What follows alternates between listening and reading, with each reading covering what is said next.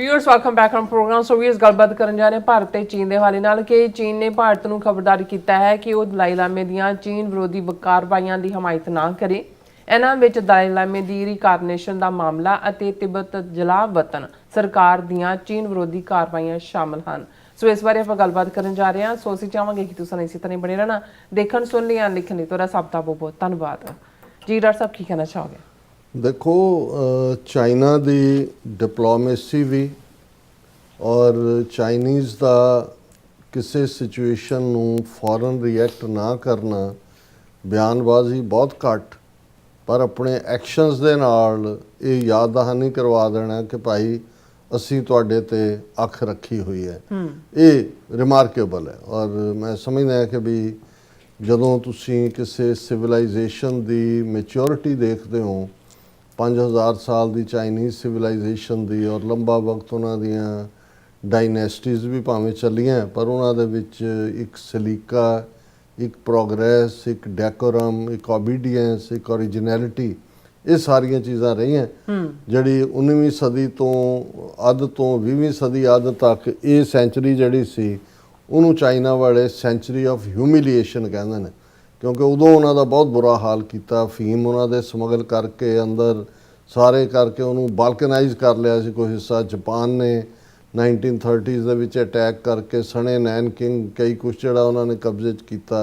Russia भी बढ़ गया आके मंचूरिया दे विच और उन्होंने वड्डे शहर जड़े सी नैनकिंग, शंघाई, बीजिंग तो हुण कैपिटल बनया, पहला नैन उन्होंने बाल्कनाइज किया सारे ही मुल्कों ने।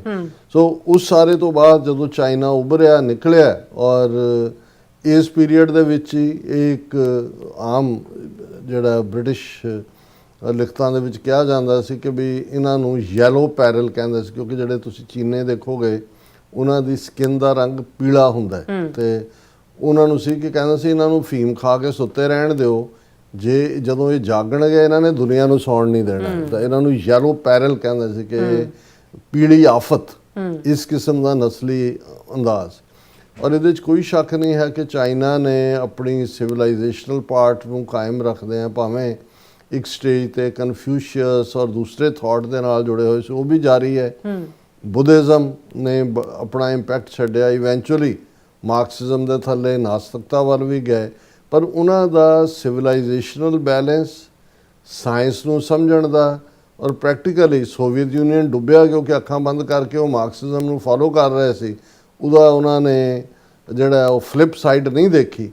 लेकिन चाइना ने ठीक टाइम के उत्ते उन्होंने जिहड़ा मार्केट इकॉनमी और वर्ल्ड ट्रेड ऑर्गेनाइजेशन चो आए और दूसरे तीसरे और वैसट के वैपन के नाल ही उन्हें वैसट नूं बीट किया। और इस दे उत्ते ही जदों उन्होंने इस शी जिनपिंग तो पहला शायद डेंग उन्होंने प्रेजिडेंट सी, उन्होंने पुछया सी किसी पत्रकार ने भी तुसी तो कम्यूनिस्ट सीगे, कम्यूनिज्म तुहाडी आइडियोलॉजी है, हुण भी तुहाडी लार्जेस्ट जिहड़ी उन्हां दी कम्यूनिस्ट पार्टी ऑफ चाइना है वही उन्हां दी फौज भी है, वही उन्हां दा दी लीडरशिप भी है ते तुसी इधर जिहड़े है वो लिबरल बन गए हो इकॉनमी के लिहाज नाल, ये तो मार्क्सिज्म के खिलाफ है। तो उन्हें कहा सी कि भी बिल्ली नूं चूहे फड़ने आने चाहिए ने, ये मैटर नहीं करता कि बिल्ली का रंग काला है कि चिट्टा है। सो मतलब इन्ने को प्रैक्टिकल भी नहीं। चलो मैं इसलिए कहा भी हुण जे अमरीका ने मार्को रूबियो नूं डिस्पैच किया फॉरन 4 रोज़ा भारत दौरे के उत्ते, इंडिया जिहड़ा वो क्वाड की मीटिंग भी फॉरन मिनिस्टर्स की अज होल्ड उन्हें की है जिहदे आस्ट्रेलिया, जापान, इंडिया और अमेरिका। तो चाइना ने भी ये ठीक टाइमिंग देखी, उन्होंने नाल दी नाल अज उन्हां दी जिहड़ी चाइना की दिल्ली एम्बैसी है उन्होंने इंडिया नूं वार्न किया कि भी तुसी दलाई लामे की मदद कर रहे हो, ये खबरदार तुसी उहदी जिहड़ी रीइनकारनेशन है क्योंकि 90 सालों का हो गया दलाई लामा, 90-91 साल का, तो जिहड़ी इन्हां दी तिब्बतन बुद्धिज़म की एक रॉ रीत है उहदे मरण तो पहला वो दस दिंदा है कि जी मैं इस इलाके दोबारा जन्म लै सकदा है। वो फिर उस इलाके जिन्ने क न्याणे जम्मे हुंदे ने इन्हां तिब्बतियां दे घरां च उहनूं किसे नूं पिक करदे ने और उहनूं फिर जिहड़ा इन्हां दा एक बोर्ड हुंदा उहदे सामने रख के ते उहनूं फिर ग्रो करदे ने, वो अल्टीमेटली दलाई लामा बनदा। और ये जिहड़ा हुण दलाई लामा 91 सालां दा, इस नूं तां जिहड़ा है वो ਜਦੋਂ ਚਾਈਨਾ ਨੇ 1959 ਦੇ ਵਿੱਚ ਤਿੱਬਤ ਦੇ ਉੱਤੇ ਪੱਕਾ ਕੰਟਰੋਲ ਕੀਤਾ ਤੇ ਅਮਰੀਕਾ ਦੀ CIA ਔਰ ਇੰਡੀਆ ਦੀ ਇੰਟੈਲੀਜੈਂਸ ਬਿਊਰੋ ਦਾ ਜੁਆਇੰਟ ਇਹ ਇੱਕ ਜਿਹੜਾ ਐਕਸ਼ਨ ਸੀ ਕਿ ਇਹ ਸ਼ਾਇਦ 14 ਸਾਲਾਂ ਦਾ ਸੀ ਦਲਾਈ ਲਾਮਾ ਜੀ ਇਹਨੂੰ ਜਿਹੜਾ ਉਹਨਾਂ ਨੇ ਸਮਗਲ ਕਰਕੇ ਉੱਥੋਂ ਕੱਢਿਆ ਬਾਹਰ ਇੰਡੀਆ ਆਇਆ। ਇਹਦੇ ਨਾਲ ਪਹਿਲਾਂ 5000 ਬੰਦਾ ਆਇਆ, ਹੁਣ ਸ਼ਾਇਦ 40-50 ਹਜ਼ਾਰ ਦੇ ਕਰੀਬ ਤਿੱਬਤੀ ਜਿਹੜੇ ਨੇ ਉਹ ਭਾਰਤ 'ਚ ਨੇ। ਵੱਡਾ ਹਿੱਸਾ ਉਹਨਾਂ ਦਾ ਧਰਮਸ਼ਾਲਾ ਹੈ। ਧਰਮਸ਼ਾਲਾ ਦੇ ਉੱਪਰ 10 ਕਿਲੋਮੀਟਰ ਲੋਅਰ ਧਰਮਸ਼ਾਲਾ ਤੋਂ ਮੈਕਲੋਟਗੰਜ ਹੈ, ਜਿੱਥੇ ਇੱਕ ਪੂਰੀ ਟੈਰੀਟਰੀ ਇਹਨਾਂ ਦੇ ਵੱਡਾ ਟੈਂਪਲ ਦਲਾਈ ਲਾਮਾ ਰੈਜ਼ੀਡੈਂਸ ਔਰ ਇਹ ਉਹ ਦਿੱਤਾ ਹੋਇਆ। ਮਦਦ ਤਾਂ ਬਹੁਤ ਸਾਰੀ ਅਮਰੀਕਨ ਪੈਸਾ ਔਰ ਦੂਸਰਾ ਤੀਸਰਾ ਹੀ ਜਾਂਦਾ। ਹੁਣ ਇਹ ਜਿਵੇਂ ਰੀਇਨਕਾਰਨੇਸ਼ਨ, ਹੁਣ ਚਾਈਨਾ ਨੇ ਜਦੋਂ ਇਹ ਛੱਡਿਆ ਤਾਂ ਉਹਨਾਂ ਨੇ ਇਹਦਾ ਭਰਾ ਸੀ ਸ਼ਾਇਦ ਪੰਚਮ ਲਾਮਾ ਉਹਦਾ ਨਾਂ ਸੀ, ਉਹਨੂੰ ਉਹਨਾਂ ਨੇ ਉੱਥੇ ਹੈੱਡ ਬਣਾ ਦਿੱਤਾ। ਹੁਣ ਵੀ ਤਿੱਬਤ ਕਿਉਂਕਿ ਚੀਨ ਦਾ ਹੀ ਸੂਬਾ ਹੈ ਔਰ ਉਹਦੇ 'ਚ ਉਹਦੀ ਟ੍ਰੈਡੀਸ਼ਨ ਰੱਖਦੇ ਨੇ ਔਰ ਬਹੁਤ ਸਾਰੇ ਤਿੱਬਤੀ ਜਿਹੜੇ ਲਾਮੇ ਨੇ ਉੱਥੇ ਉਹ ਪ੍ਰੋ ਚਾਈਨਾ ਨੇ ਉਹਨਾਂ ਨੇ। ਲੇਕਿਨ ਇਹ ਦਲਾਈ ਲਾਮਾ ਜਿਹੜਾ ਇੱਥੇ ਬੈਠ ਕੇ ਇਹਨੇ ਜਿੱਥੇ ਗਵਰਨਮੈਂਟ ਇਨ ਐਗਜ਼ਾਈਲ ਜਿਹਦਾ ਨਾਂ ਸੈਂਟਰਲ ਤਿੱਬਤਨ ਐਡਮਿਨਿਸਟ੍ਰੇਸ਼ਨ ਰੱਖਿਆ ਹੋਇਆ CTA ਉਹ ਬਣਾਈ ਹੋਈ ਹੈ, ਉੱਥੇ ਫਿਰ ਇਸ ਨੂੰ ਦਲਾਈ ਲਾਮੇ ਦੀ ਪੁਸ਼ਤਪਨਾਹੀ ਕਾਫੀ ਅਮਰੀਕਾ ਨੇ ਵੀ ਕੀਤੀ, ਦੂਜੇ ਵੀ ਇਹਨੂੰ ਪੀਸ ਪ੍ਰਾਈਜ਼ ਵੀ ਦਿੱਤਾ ਕਿ ਜੀ ਬਹੁਤ ਸ਼ਾਂਤੀ ਦੇ ਲਈ ਕਰ ਰਿਹਾ। ਸੋ ਮਤਲਬ ਇਹ ਕਹਿਣਾ ਹੋਇਆ ਵੀ ਇਹਨੂੰ ਉੱਥੇ ਰੱਖਿਆ ਹੋਇਆ ਚਾਈਨਾ ਦੇ ਅਗੇਂਸਟ ਵਰਤਣ ਦੇ ਲਈ। ਹੁਣ ਇਹ ਖਬਰ ਈਵਨ ਇਹਨਾਂ ਦੀ ਆਪਣੀ ਨਿਊਜ਼ ਏਜੰਸੀ ਨੇ ਹੀ ਦਿੱਤੀ ਹੈ। China asks India to keep off Dalai Lama's reincarnation. ਔਰ ਕਿਉਂਕਿ ਇਹ ਜਿਹੜੀ ਸੈਂਟਰਲ ਤਿੱਬਤਨ ਐਡਮਿਨਿਸਟ੍ਰੇਸ਼ਨ ਹੈ ਉਹਨਾਂ ਦੀ ਗਵਰਨਮੈਂਟ ਇਨ ਐਗਜ਼ਾਈਲ ਹੈ, ਉਹਦੇ 'ਚ ਉਹਨਾਂ ਦਾ ਜਿਹੜਾ ਨਵਾਂ ਉਹਨਾਂ ਨੇ ਹੈੱਡ ਹੈ ਉਹਦੀ ਸਵੀਅਰਿੰਗ ਇਨ ਸੈਰੇਮਨੀ ਹੈ, ਉਹਦਾ ਸਹੁੰ ਚੁੱਕ ਸਮਾਗਮ ਹੈ 27 ਮਈ ਨੂੰ ਧਰਮਸ਼ਾਲਾ ਔਰ ਉਹਦਾ ਨਾਂ ਹੈ ਪੈਨਪਾ ਤਸਰਿੰਗ, ਇਹ ਤਿੱਬਤਨ ਨੇਮ ਹੈ।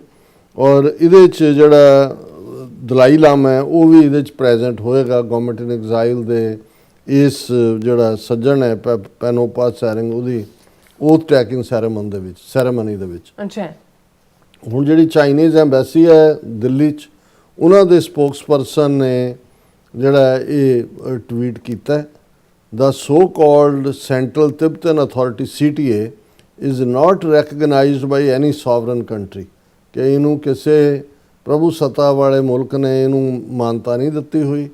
and its leadership has neither the legitimacy to represent the Tibetan people nor the authority to make claims regarding the reincarnation process। ਇਹ ਜਿਹੜੀ ਉਹਨਾਂ ਦੀ ਹੈ CTA, ਨਾ ਇਹਨੂੰ ਕੋਈ ਮੁਲਕ ਰੈਕਗਨਾਈਜ਼ ਕਰਦਾ ਹੈ, ਨਾ ਇਹਦੇ ਕੋਲ ਤਿੱਬਤਨ ਲੋਕਾਂ ਦੀ ਨੁਮਾਇੰਦਗੀ ਕਰਨ ਦਾ ਕੋਈ ਲੈਜੀਟੀਮੇਟ ਰਾਈਟ ਹੈ, ਨਾ ਹੀ ਦਲਾਈ ਲਾਮੇ ਦੀ ਰੀਇਨਕਾਰਨੇਸ਼ਨ ਬਾਰੇ ਕੋਈ ਫੈਸਲਾ ਕਰ ਸਕਦੀ ਹੈ।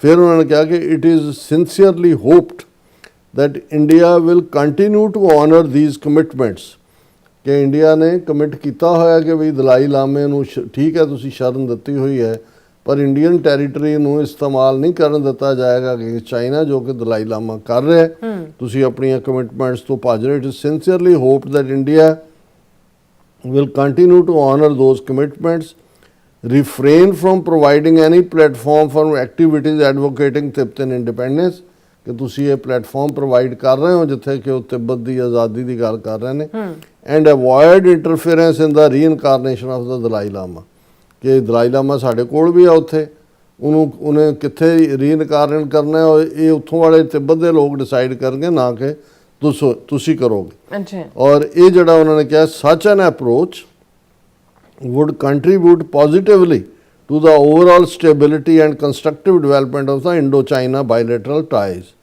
ਉਹਨੇ ਕਿਹਾ ਵੀ ਜੇ ਤੁਸੀਂ ਚਾਹੁੰਦੇ ਹੋ ਕਿ ਭਾਰਤ ਔਰ ਚੀਨ ਦੇ ਜਿਹੜੇ ਦੋ ਪੱਖੀ ਸਬੰਧ ਨੇ ਉਹ ਮਜ਼ਬੂਤ ਹੋਣ ਤੇ ਫਿਰ ਤੁਸੀਂ ਜਿਹੜਾ ਇਸ ਕਿਸਮ ਦੀਆਂ ਹਰਕਤਾਂ ਬੰਦ ਕਰੋ। ਔਰ ਇਹ ਸਾਰੇ 'ਚ ਹਾਲਾਂਕਿ ਹਕੀਕਤ ਇਹ ਹੈ ਕਿ ਜਿਹੜਾ ਸੈਂਟਰਲ ਤਿੱਬਤਨ ਐਡਮਿਨਿਸਟ੍ਰੇਸ਼ਨ ਦਾ ਜਿਹਨੇ ਹੁਣ ਸਹੁੰ ਚੁੱਕਣੀ ਹੈ ਸਿਕਿਓਂਗ ਪੈਨਪਾ ਸਰਿੰਗ, ਉਸ ਨੂੰ ਅਮਰੀਕਾ ਨੇ ਵੀ ਇਨਵਾਈਟ ਕੀਤਾ ਹੋਇਆ ਹੈ ਰਿਸੈਪਸ਼ਨ ਦੇ ਉੱਤੇ, ਜਦੋਂ ਕਿ 250 ਸਾਲਾ ਅਮਰੀਕਾ ਇੰਡੀਪੈਂਡੈਂਸ ਡੇ ਦੀ ਜਿਹੜੀ ਹੈ ਉਹ ਦਿੱਲੀ ਦੇ ਵਿੱਚ ਹੋਣਾ, ਜੇ ਅੱਜ ਕੱਲ੍ਹ 'ਚ ਹੋਇਆ ਹੋਏਗਾ ਜਿਹੜਾ ਜਿਹਦੇ 'ਚ ਇਹਨੇ ਵੀ ਮਾਰਕੋ ਰੂਬੀਓ ਨੂੰ ਵੀ ਸ਼ਮੂਲੀਅਤ ਕੀਤੀ, ਉਹ ਨਵੀਂ ਦਿੱਲੀ 'ਚ ਉਹਨੂੰ ਇਨਵਾਈਟ ਕੀਤਾ ਹੋਇਆ। ਸੋ ਇਹ ਜਿਹੜੀ ਆਲਰੇਡੀ ਇਸ ਦੇ ਉੱਤੇ ਲੰਬੀ ਡਿਬੇਟ ਹੈ, ਪਰ ਮੈਂ ਸਮਝਦਾ ਵੀ ਮੈਂ ਇਸ ਨੂੰ ਇਸ ਲਈ ਮੇਰੀ ਨਜ਼ਰ ਵੀ ਇਸ ਖਬਰ ਦੇ ਉੱਤੇ ਪਈ ਕਿ ਇਹ ਚਾਈਨਾ ਨੇ ਹੁੰਦਾ ਇਹ ਹੈ ਵੀ ਆਖਾਂ ਧੀ ਨੂੰ ਸਮਝਾਵਾਂ ਨੂੰ ਸੁਣਾਵਾਂ ਨੂੰ ਸਮਝਾਵਾਂ ਨਹੀਂ ਸੁਣਾਵਾਂ ਸੁਣਾਵਾਂ। ਸੋ ਮਤਲਬ ਇੰਡੀਆ ਨੂੰ ਇਹ ਚਾਈਨਾ ਨੇ ਵਾਰਨ ਕਰ ਦਿੱਤਾ ਹੈ ਕਿ ਵੀ ਇਹ ਸਾਡੀ ਅੱਖ ਹੈ, ਤੁਸੀਂ ਕੀ ਕਰ ਰਹੇ ਹੋ। ਔਰ ਇਹ ਹੁਣ ਬਹੁਤਾ ਜਿਹੜਾ ਉਹ ਉੜਕੋ ਨਾ, ਟਿਕ ਕੇ ਬਹਿ ਜਾਓ, ਨਹੀਂ ਤਾਂ ਫੇਰ ਅੱਗੇ ਫਿਲਨ ਦਾ ਬਲੈਂਕ ਹੁੰਦਾ। ਉਹ ਜਦੋਂ ਇੰਡੀਆ ਨੇ ਜੰਮੂ ਕਸ਼ਮੀਰ ਦਾ ਆਰਟੀਕਲ 370 ਖਤਮ ਕਰਕੇ ਲੱਦਾਖ ਨੂੰ ਯੂਨੀਅਨ ਟੈਰੀਟਰੀ ਬਣਾਇਆ, ਚਾਈਨਾ ਨੇ ਇੱਕੋ ਹੀ ਗੱਲ ਕਹੀ ਸੀ, ਉਹਨਾਂ ਨੇ ਕਿਹਾ ਵੀ ਇੰਡੀਆ ਨੇ ਵਾਇਲੇਟ ਕੀਤਾ UN ਚਾਰਟਰ ਕਿਉਂਕਿ ਇਹ ਡਿਸਪਿਊਟਡ ਟੈਰੀਟਰੀ ਹੈ। ਤੇ ਇੰਡੀਆ ਨੂੰ ਵੀ ਲੱਗਾ ਕਿ ਚਲੋ ਬਸ ਇੰਨੀ ਕੁ ਬਿਆਨਬਾਜ਼ੀ ਹੈ, ਪਰ ਪਤਾ ਉਦੋਂ 2019 ਚ ਉਹ ਸਟੇਟਸ ਖਤਮ ਕੀਤਾ ਕਸ਼ਮੀਰ ਦਾ। ਜੂਨ 2020 ਚ ਚੀਨ ਨੇ ਗਲਵਾਨ ਵੈਲੀ 'ਚ ਧਾਵਾ ਬੋਲਿਆ, ਫਿਰ ਡੈਪਸੋਂਗ, ਡੈਪਚੋਂਗ, Pangong Tso lake, Ladakh 4000 square kilometre territory, ਕਿੰਨੇ ਇਹਨਾਂ ਦੇ ਪੈਟਰੋਲਿੰਗ ਪੁਆਇੰਟ ਕਬਜ਼ਾ ਕਰਕੇ ਫਿਰ ਇੰਡੀਆ ਹੀ ਦੌੜਿਆ ਜਾ ਕੇ ਰਸ਼ੀਆ ਕੋਲ ਜੀ ਕਰਾਓ ਸਾਡਾ ਕੁਝ। ਔਰ ਫਿਰ ਮੰਨ ਲਿਆ ਉਹ ਮੋਦੀ ਨੇ ਵੀ ਨਾ ਕੋਈ ਘੁਸਾ, ਨਾ ਕੋਈ ਆਇਆ, ਨਾ ਕੋਈ ਗਿਆ। ਉਹ ਚਾਈਨਾ ਨੇ ਉਹਦਾ ਜਵਾਬ ਚੰਗੀ ਤਰ੍ਹਾਂ ਦੇ ਦਿੱਤਾ। ਅੱਛਾ। ਫਿਰ ਈਵਨ ਇਸ ਸਭ ਤੋਂ ਬਾਅਦ ਜਿੰਨੀ ਕਲੋਜ਼ਨੈਸ ਪਾਕਿਸਤਾਨ ਦੇ ਨਾਲ ਹੋਈ, ਉਹ ਆਪਰੇਸ਼ਨ ਸੰਦੂਰ ਦੇ ਦੌਰਾਨ ਸਾਹਮਣੇ ਆਇਆ ਕਿ ਭਾਈ ਚਾਈਨਾ ਨੇ ਕਿਵੇਂ AI ਦੀ ਮਦਦ ਨਾਲ ਵੀ ਔਰ ਦੂਸਰੀ ਆਬਜ਼ਰਵੇਸ਼ਨ ਔਰ ਸੈਟੇਲਾਈਟ ਮਦਦ ਨਾਲ ਵੀ ਵਿਦਨ 3 ਡੇਜ਼ 7, 8, 9 ਮਈ 2025 3 ਦਿਨਾਂ 'ਚ ਇੰਡੀਆ ਦੀਆਂ ਚੀਕਾਂ ਕਢਾਤੀਆਂ, ਰਾਫੇਲ ਵੀ ਸੁੱਟ ਲਏ ਔਰ ਫਿਰ ਤਰਲੇ ਕਰਕੇ ਸੀਜ਼ਫਾਇਰ, ਜੰਗਬੰਦੀ। ਉਹ ਪ੍ਰੈਜ਼ੀਡੈਂਟ ਟਰੰਪ 83 ਵਾਰ ਕਹਿ ਚੁੱਕੇ ਨੇ ਵੀ ਕਿਵੇਂ ਮੈਂ ਜੰਗਬੰਦੀ ਕਰਵਾਈ। ਸੋ ਮੈਨੂੰ ਇਹ ਲੱਗਦਾ ਕਿ ਵੀ ਇਹ ਚੀਨ ਦਾ ਹਾਲਾਂ ਬੜੇ ਕੌਸ਼ੀਅਸ ਵਰਡਸ ਨੇ, ਪਰ ਉਹਦੀ ਜੇ ਤੁਸੀਂ ਟਾਈਮਿੰਗ ਦੇਖੋ ਤੇ ਚੀਨ ਦਾ ਕੰਮ ਕਰਨ ਦਾ ਢੰਗ ਦੇਖੋ ਤਾਂ ਫਿਰ ਇਹ ਹੈ ਵੀ ਇੰਡੀਆ ਦੇ ਜਿਹੜੇ ਪਾਲਿਸੀ ਮੇਕਰ ਨੇ ਉਹਨਾਂ ਦੇ ਕੰਨ ਖੜੇ ਹੋ ਗਏ ਹੋਣਗੇ। ਬਿਲਕੁਲ ਡਾਕਟਰ ਸਾਹਿਬ, ਤੁਹਾਡਾ ਬਹੁਤ ਬਹੁਤ ਸ਼ੁਕਰੀਆ। ਸਵਾਲ ਲੈਣ ਬ੍ਰੇਕ ਵਿਊਅਰਸ ਤੁਸੀਂ ਇਸੇ ਤਰ੍ਹਾਂ ਬਣੇ ਰਹਿਣਾ। ਮਿਲਦੇ ਹਾਂ ਛੋਟੇ ਜਿਹੇ ਬ੍ਰੇਕ ਤੋਂ ਬਾਅਦ।